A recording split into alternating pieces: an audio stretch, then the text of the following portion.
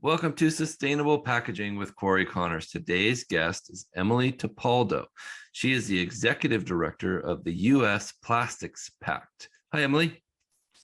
Hi, Cory. Thanks so much for having me. Thanks for being on the show. I'm excited to talk to you. I know you guys are doing some great things in the sustainable packaging space and helping us out a lot. But I'd love to hear about your background. Can you talk us through how you got into this? Sure. It's a non-traditional path, I guess. So if you had asked me years ago where I would be in 2022, this is not what I would have told you. So I have a background, an undergraduate degree in American history and a graduate degree in international relations, and thought I would be doing some sort of work with a think tank or something. And when I was finishing up grad school, the economy was changing very quickly. Lehman Brothers had collapsed and so on. So I had to kind of figure out what I was going to do because my plans weren't going to pan out as I thought. Sure. And I found my way to a trade association. I didn't even know what they were or that they existed. Even coming out of grad school really was unfamiliar, but I did have a sense that I wanted to use skills to work with businesses and to impact policy in some way, but I didn't really have an interest to get into politics or work on the Hill or stuff like that. So I wanted to find that intersection, and I was able to do that through my work with the trade association. I went to work for the American Chemistry Council. I started out in their regulatory and technical affairs department, initially did a little bit of paralegal work for them. And then about halfway through my time there, I was there for almost 10 years, moved to their plastics division. Wow. And that's where I worked with many of the major plastic resin suppliers for the US packaging market and all of their value chains and customers and so on. And that's really where I was able to kind of sink my teeth into plastics challenges and packaging and sustainability. I had done a little bit of sustainability work in the green chemistry realm in my role on the regulatory side of things with the association, but then really got to dig in more and learn. I learned a ton working with the companies and with the leadership that I had at the time in my role as packaging director for the plastics division at the American Chemistry Council. So I then went on to work for a small consulting firm called Stina Inc. Some folks may know it. They were formerly known as More Recycling, and they gather a lot of recycling data in North America. They do some project management. And then after that, I found my way to the Plastics Pact. So here we are. Wow, that's quite a story. That's an amazing and impressive background. I've interviewed, I think you're number 95 on this podcast. Oh, wow. No one has said, oh, I wanted to be in packaging when I was young. Nobody. Yeah. Actually, one person, Jonathan Quinn, because okay, I know him well. Yeah, he's an amazing guy. He has a really cool story and history, but yeah, he's the only one because he grew up around packaging with his family. But yeah. Wow. So tell us about the US Plastics Pact. What is it? What do you do? Sure. So the why, I think, is always the most important thing. The why of the Plastics Pact is we know that the plastics waste challenge is too big for any one company or organization to address. And plastic packaging is very much contributing to this issue of mismanaged plastic waste. And our remit is to do that within the boundaries of the United States. And we are part of a larger global network of plastics pacts that stem from work coming out of the Ellen MacArthur Foundation's New Plastic Economy work. So in 2017-ish, the Ellen MacArthur Foundation put together their global commitment to build a circular economy for plastic packaging. And they recruited signatories, a lot of multinational companies and other service providers some public sector folks signed on to this global commitment, again, sort of 2017, 2018 timeline. And they've since had a number of other companies sign on, but it was then where companies were committing to particular things to build a circular economy for plastic packaging. And then I think folks quickly realized that in order to achieve these commitments at a global level, they had to be able to operationalize things in the major markets in which they operate. So then this idea of individual sort of in-country plastics pacts came about. And the UK Plastics Pact was the first one to form. They're the oldest pact. There are now 12 pacts around the world, and we launched in August of 2020. Oh, wow. So fairly new. Yes, we are fairly new. And it's been kind of a really interesting experience because we launched sort of in the middle of everything going on with the pandemic. And until this past March, so from August 2020 until March of 2022, we did everything virtually. And it was very bizarre. But kudos to everyone who's been involved. We launched with 62 signatories, which we call activators, because they are the companies and organizations taking action to meet this commitment of building a circular economy. We now have over 110. Wow. So we've been able to gain a lot of momentum, have had really amazing participation and commitment in the short time that we've been together. That's incredible. Can you give us a couple names of companies that are really involved with this pact? Sure. And I invite anyone to just take a look at our website. There's a bunch of information there, and all of our activators or signatories are listed there. But we have, so I mentioned we have over 110. Roughly half of those would fall as corporate entities, and it just kind of organically has worked out that way. And so those corporate groups or companies span the gamut, again, of the plastics packaging value chain. So we have, for example, Eastman and INEOS as resin producers who are participating with the pact. We have a handful of converters who are participating with the pact. I don't mean to leave anyone leave anyone out here. No, but and I don't mean to put you on the spot either. Yeah, it's okay. But so some major converters, as well as a handful of consumer goods companies, like all shapes and sizes, publicly held multinational CPGs, privately held companies, smaller companies, bigger companies, MRF, so material recovery facility operators, and some haulers, some other reclaimers or recyclers, all the way at the other end. We have 5 retailers who are participating with us. So Ahold, Aldi, Target, Walmart, Grove, Collaborative. So it's a great group. And then there's a whole cohort of nonprofit entities, which includes environmental NGOs, academic institutions, and public sector entities as well. So it's really cool to have. We have some participating cities, as well as counties and the state of Washington. And of course, the state of Washington. Yeah, I live in Oregon, so I'm used to this. We're trying to get Oregon. Yeah.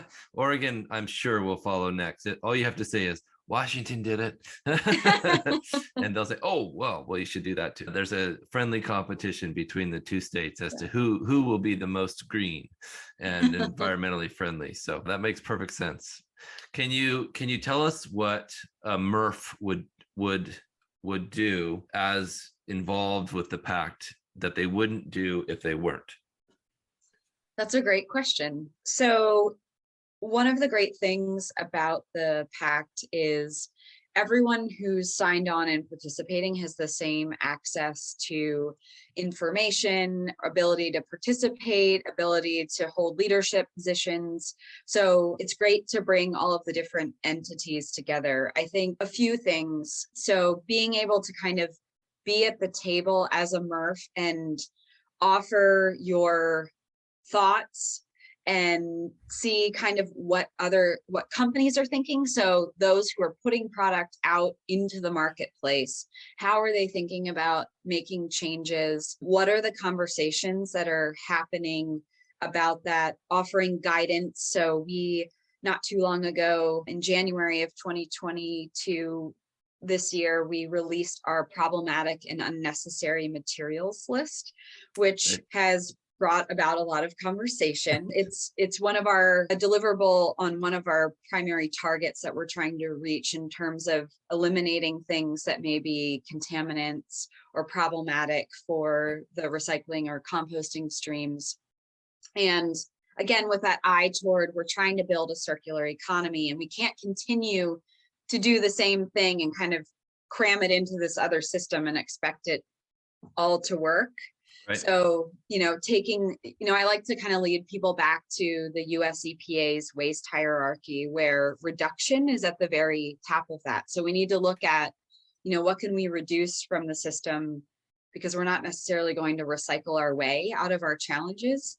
And so in that process of building that list of what should be reduced, our MRFs, their voices were definitely heard in terms of, what is winding up in our residuals, what causes contamination at our facilities, and so on. So being able to kind of plug in that way and offer some thought leadership for the broader group as we're making considerations and ensuring that those voices are heard. Yeah, that's absolutely great. And it sounds like what I've heard from some of the folks in the recycling world is we want monomaterial. It has to be. And, mixed material packaging is garbage. It becomes waste without some kind of advanced recycling techniques, which are in process. So there is positive coming, but I was at Waste 360 last year, and there was sorting machines that were with a puff of air sorting the different plastics. It could scan the material. Incredible. And they could tell if it was HDPE, PETE, PVC, whatever the material was, and it blew it into the right zone to be grouped together. But those, I definitely think those machines will be at most MRFs in the future. There's some incredible technology out there. Yeah, so that's kind of exciting. But as from my point of view as a packaging supplier, I want to be able to know what's positive for them. So that was, why that was so interesting to me. So tell us about the roadmap to 2025. I was impressed by this on your website and would like to hear what that is. So our roadmap, before I get into the roadmap, I think it's worth noting because they all kind of fit together. So our broader goal is building this circular economy for plastics packaging. Yeah. And as part of that, the US Plastics Pact, as with other pacts around the world, we are working toward 4 really aggressive goals on a 2025 timeline. And I had kind of alluded to one of those in talking about the problematic and unnecessary materials list. So the first target or goal is around reduction of those things that may be problematic or unnecessary and identifying those. The second goal is around ensuring that 100% of plastic packaging is either reusable, recyclable, or compostable by 2025. And they're very kind of, and I can come back to this too, they're very specific definitions when we use those terms about reusable, recyclable, compostable. The third target that we're working toward is taking action as the US Plastics Pact to achieve a 50% recycling rate or composting rate in the US. So that's looking at being able to impact the national recycling rate. And then last but definitely not least, the fourth target focuses on really driving up the use of post-consumer recycled content. So our goal is to aim for 30% on average, and that's by weight, post-consumer recycled content in plastic packaging. And that would be, again, sort of the parameters of that would be the packaging that is put onto the US market by our cohort, or, those members of the US Plastics Pact. So we've got these four targets, really aggressive timeline. Yeah. And then it became, okay, well, how are you going to do it? Like, what are the outcomes that track back to those four? And then what are the tactics and activities? And that's what our roadmap is. So excellent. The other way I like to talk about it too, because I think this is a true sort of point of value of the Plastics Pact, is we currently do not have federal leadership on the creation of a circular economy, either writ large or for plastic packaging. And so we very much see ourselves as developing that strategy for plastic packaging. And that, in essence, is our roadmap that we published last June. So again, it's on our website, and encourage folks to take a look, but it very much it breaks down those 4 targets that we're looking to meet by 2025, and speaks to, again, what are we expecting in terms of outcomes? How are we going to get to those outcomes with different activities and engagement and deliverables? And who, meaning which part of the value chain, will be sort of critical to ensuring that those deliverables actually happen? Well, it's an impressive list. Wow, well done. And I think it's doable. I think you guys can do it. There's a lot in there. Yeah. I want to talk about a couple of these specific points, because a lot of people say only 9% of plastic is recycled. And the reason why that's wrong, when we talk about packaging, maybe that stat is correct for all of plastic. Yes. But then we have to look at, 60% of our vehicles are made out of plastic. Right. So that's never going to get recycled, because you're going to use your car for 30 years. Things like that really make that number skewed. So I'd like to focus on the fact that you said 50% recycling rate for plastic packaging specifically. And my understanding of that number is it's about 35% right now. Is that accurate? That might even be generous. Really? So our calculation, and another great piece of work that we actually published in early March, also on our website, is our first baseline report. And I can talk about that more, but in there, we did a calculation specific to plastic packaging and what's kind of in scope. And it tracks with, if you go back to the US EPA's Sustainable Materials Management Report, which is, I know, a couple of years old at this time, but it's more like 13.3 or 13.4, 13.3% ish for plastic packaging. But you're right. And that the 9% thing kind of drives me bananas, because it is, you're talking about all plastics in the economy. And to your point, like a big chunk of those are in durable goods. And so you got to peel that off and then just look at the plastic packaging piece. Yeah. And unfortunately, 13% isn't much better. So to get to 50% is awesome. It's a huge delta, but with some aggressive actions, I think it's possible. We'll have to make some really quick decisions and changes. Do you feel like extended producer responsibility is going to take shape here as a big effect on that? So hopefully that's one of the things that the US Plastics Pact has voiced sort of general support for: extended producer responsibility, as well as deposit return systems kind of nationally across the US to really help drive up the material coming into the stream, as well as post-consumer recycled content mandates. We're also supportive of those to drive the demand side of things. But yes, I mean, definitely EPR and deposit return. I think, we need the funding. And the other thing that comes with EPR, which is also needed, sort of, is just kind of the streamlining of what is collected in each municipality, and a more sort of baseline understanding and acceptance of things collected. So EPR could help with all of that. And yes, we definitely see it as part of the solution. That's excellent. I interviewed the National Can Manufacturers Institute just earlier this week, and to hear the numbers of aluminum is really exciting. But they have aggressive goals. They're shooting for 70% recycling rates. But if you understand how a MRF works, to pull metal out is I know you do. I'm talking to the audience. It's like, I'm not criticizing you. No. I know you're brilliant, but to understand how a MRF works, there's magnets in there that pull out metal very easily. So any aluminum or steel is highest recycling rates, which is wonderful. So that number to get to 70%, if we get plastic to 50%, I think, this is the kind of change that we need. So well done. I don't know if you've ever mentioned this to your listeners, but I always encourage people to contact their local MRF, and because they often do educational tours, and it is mind-blowing if you've never been in a MRF to go. I encourage everybody to go check it out. I agree. That's a great statement. Everybody listen to Emily.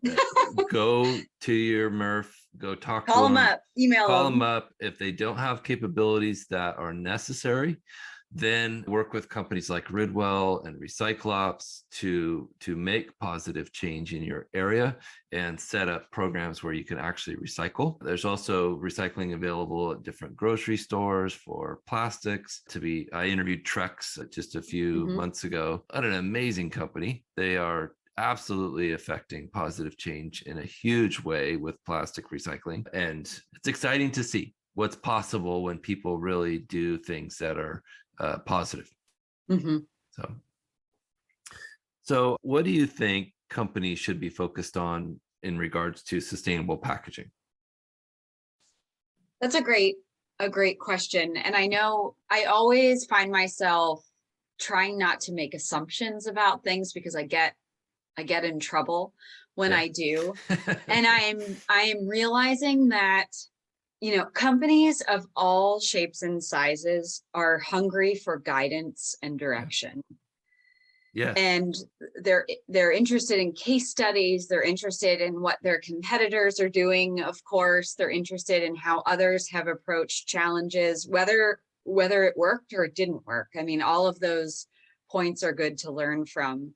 So I think whether it's part of the US Plastics Pact or other research initiatives and projects, just being part of some sort of pre-competitive space as a company to kind of work through and talk about challenges that you're having if you're looking to make changes in your supply chain or changes to certain packaging lines, or even just if you're focused on one sort of material change, you're not alone most likely, and there are others grappling with the same issues. So again, being able to kind of find the pre-competitive way to work through that is helpful. The other thing I kind of challenge companies with is to kind of take a moment to stop and think about what you're trying to do, and in your mind, tease apart what is in my control and what is not in my control. Right. Because as a consumer goods company or as a converter, there's a lot that is within your control. It may not necessarily be cheap or easy, but you have so many opportunities and capabilities of impacting, again, how things are delivered to the market. And converters have such amazing sort of engineering power to create solutions for things. There is a lot that's within your control. And then there are these other things that I would argue are more like system-wide things where it takes, multiple parties together to impact change, or policy might be an example of that. But at the same time, you can't ignore, and you really need to kind of just grab it and take ownership, even if it's hard, all of the things that are within your control in terms of making positive changes toward commitments or goals you're trying to meet. Yeah, well said. And I wish that sustainability was open sourced like Tesla, like let's just share everything that we've learned, that we know with everybody, so that we can all get to this point where we are sustainable and circular and renewable and all of these things that need to happen to, calm everything down. It seems like, it seems like there's this fear, which is great because I think fear drives change. And I hope that these people will listen to you. I want to be an advocate for what you're doing there. And so thank you for your hard work. I did have a great interview with Dow Specialty Plastics. They're doing some amazing things with multi-layer mono materials. Yeah. Wow. Like my friends there just like blew me away with the different comments and the different things that they're working on. But that's yeah, they're doing great things. So when you said open source, there's a good recent example that pops to mind. I don't know if you've ever interviewed anyone from Colgate. Not yet. But they might be a good guest. They've done a ton of work recently around their toothpaste tubes. Yes. And provided a lot of open source information about the redesign of their tubes. Good. To be monomaterial, high density polyethylene. So I think that's a great example because they know that in order for something to really kind of take hold and consumers to be able to act on it in terms of what do we do with this package when we're finished, the majority of the market needs to be there. So that's one great example. And if anybody's listening from Colgate, reach out to me. I'm down. Let's talk because I've heard about this. I've watched some different shows and what a huge innovation. Actually ahead of its time before it could even be easily recycled. But that's what it takes. You have to, sometimes it's cart before the horse. Sometimes it's chicken before the egg. We need to make all of the positive changes and then they'll all come together to make these big numbers work. Yeah. So, well, this has been amazing. Thank you so much, Emily. How do people get involved? How can I get Oregon to sign up? What's the deal? How do you guys do it? Yeah. So again, I encourage folks to check out our website. You can contact us there. Encourage any kind of companies or organizations to think about joining us. We'd be happy to set up time to talk about it. Just for everyone, familiarity with what you can and can't recycle is a great way to start. So going to your municipal website in terms of, what is or isn't collected and being an advocate for that. I think like one thing that really sticks with me and just thinking about our recycling rates and whatnot. I mean, we right now aren't even recycling a PET water or soda bottle above 30%. It's like, and there's so many out there. So it's like, and this is kind of, there is a silver lining there because we know how to do this and we have the capabilities to do it. We just need to do it. Yeah. So, encouraging folks, I'm like that person at parties who's like picking stuff out of the trash and putting it into the recycling bin. Oh. So, just thinking about small actions that you take every day can be really helpful. Yeah. Well said. And if you're a student, if you're listening and you're part of a school or a teacher, encourage your whole school to jump in to this idea. Or if you work in an office, encourage people to bring their own containers or set up a recycling program for bottles and cans. And, there's so many little things that can make big impacts. It's amazing. Yeah, definitely. Well, I'd like to thank Landsberg Aurora for sponsoring this podcast. If you're listening, please give us a review. It means a lot to us. And make sure you subscribe so you don't miss the next episode. Thank you so much, Emily. Appreciate it. Thank you, Cory. Really appreciate it.